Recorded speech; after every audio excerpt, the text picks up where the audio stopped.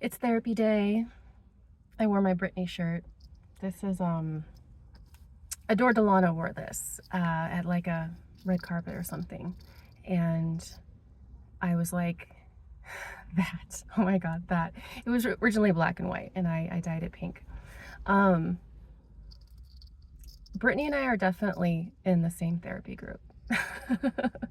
This is something I started to say to myself last summer when I started getting all these memories back. And I was trying to make sense of, I'm an outlier upon outlier upon outlier, right? So you got the normative curve, and then 98.5%, I think, of people are in that norm. You're in the norm. You're in the norm. And then you got people like me who are the little outliers on the edge, and we're the exception to the rule. And I've always been an outlier upon outlier upon outlier. And I had to come to terms with that. I had to make peace with that. I had to make sense of it, make peace with it, and deal with the fact that I'm special. I'm a special little snowflake. Oh my God. Yeah, Brittany and I are in the same therapy group, I would say to myself. Let's see, the kid of Joan Crawford's kid, Christina, she and I are in the same therapy group. Anyone who's had to work with Tyra Banks, so fucked up. It's my way of figuring out, like, I realized you don't know what you're sick with until you find the cure. You don't actually know. You can think you know, but you don't. You don't actually know. So realizing that there aren't really therapy groups or psychiatrists trained to work with people like me, because I'm such an outlier, because I've had such unusual catastrophic trauma. And it's, I call it princess problems. I made a video recently about my hair. I have hair trauma.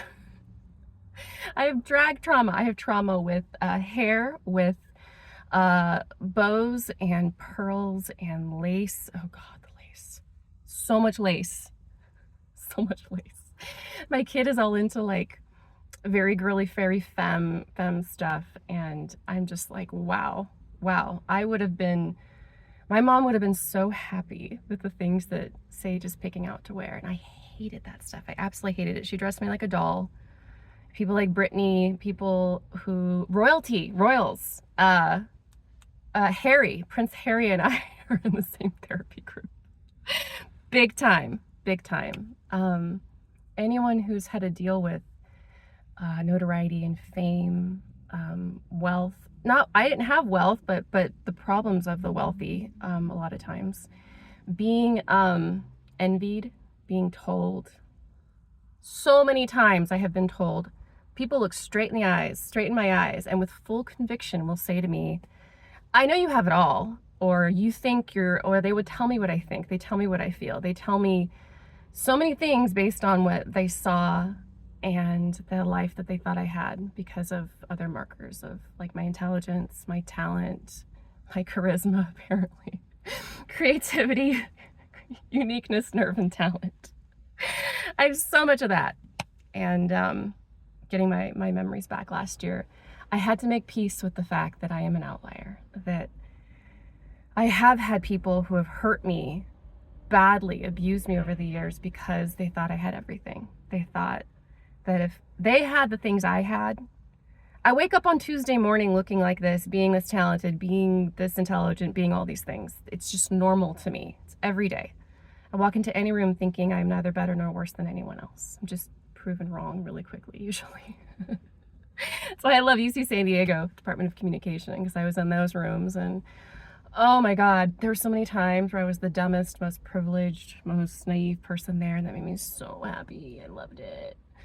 I love you guys there. I love that. I love being in a place where I can look up to everyone and learn from them. All my favorite humans are people I can learn from and still do. Yeah, so Brittany and I, we're in the same therapy group, dealing with people controlling our bodies, saying that we don't have the right to what we dress, how we dress, what we look like, what we say to people. I've had friends, I've had really toxic relationships where they would tell me, like, oh, I see how the person was looking at you, or I see how you were looking at them, and then I have these feelings about it. Like, a toxic manager or PR agent or whatever, like Britney would have or Harry would have.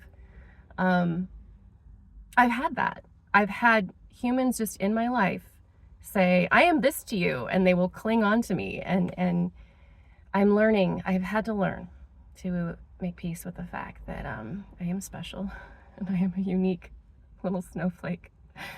And the sparkliness and the shininess that I have just waking up on a Tuesday morning was so much and is so much that it can cause problems. And it's not what you think. God, I say that so much to myself. It is not what you think. I do enjoy it now and again, and now I can appreciate the privileges it's given me. Pretty privilege, hyperlexic privilege. I'm so good with language. Amongst the other privileges of just being, a documented white passing person in the US. That's its own set of privileges. But to make peace with the extreme privileges I've had that come with extreme trauma. Please do not ever envy anyone who's born into royalty, celebrity, or has celebrity young. Some of the people I've met over the years who I connect really, really well with are people who were child prodigies. I was a child prodigy. And who've gotten famous, who've been child stars, that kind of thing. Adore had a lot of that. She was, go look up Angel Baby on YouTube. After this, I want you to go look up Angel Baby on YouTube. That is awesome. I was in the doctor the other day, or the dentist actually, and the receptionist. He was like, I was wearing an Adore Delano shirt. He was like, that's Angel Baby. I know about that. She's from Azusa.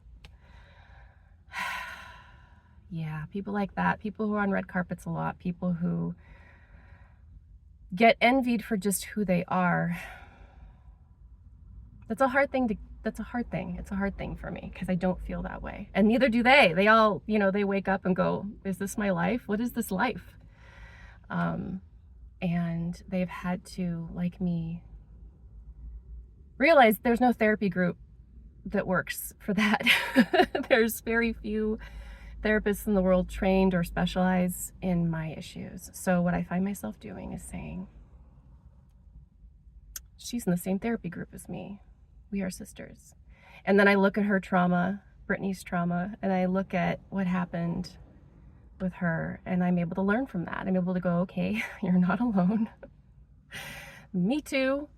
My God, her family was horrible. It's very, oh my God, just the awful toxic men in her life. And then the women who trafficked her.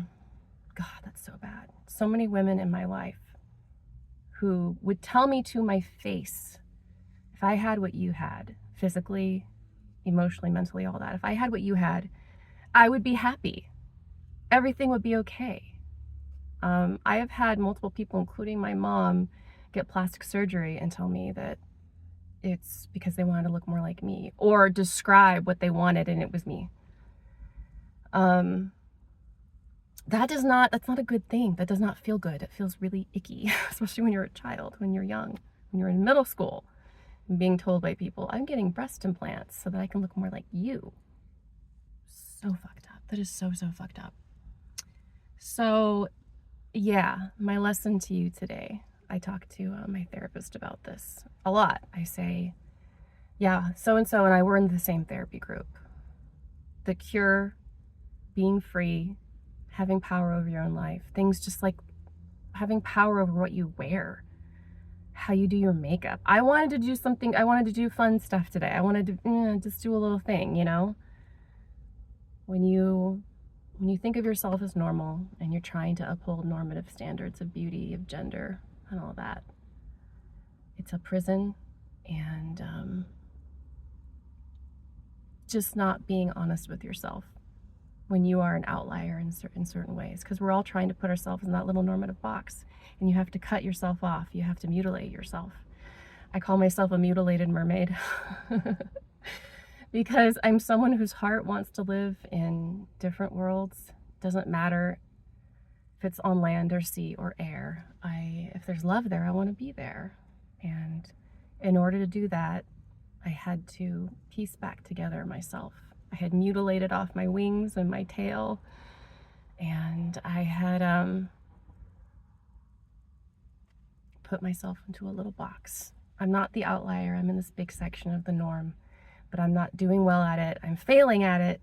I'm just like you and everybody else, but I'm just failing at it. Cut parts of yourself off. So the cure is reconstruction, and sometimes it requires prosthesis. Sometimes that's catastrophic trauma. That's how I define it. Is it something that is so drastic and so unusual, an outlier situation that the human mind and body has not evolved to expect in any given normal lifetime, in a normative curve, the normative lifetime of a human, even 40,000 years ago, when we were modern humans but living, vibing on the prairies or in the jungles or whatever. Those mind bodies would experience trauma now and again. The saber-toothed cat, takes your uncle or whatever, and you have to watch, and it's horrifying, and you're terrified of that cave and all of that.